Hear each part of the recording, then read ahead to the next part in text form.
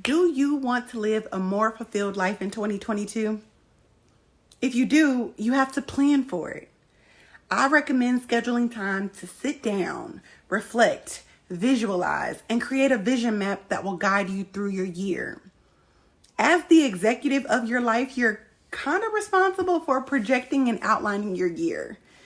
And if you don't, you'll likely be in a vicious cycle of feeling as though life is happening to you as opposed to for you.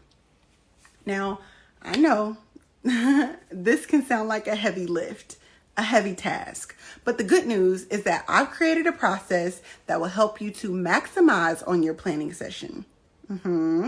I will facilitate your transformation through my result-driven process entitled Vision Mapping.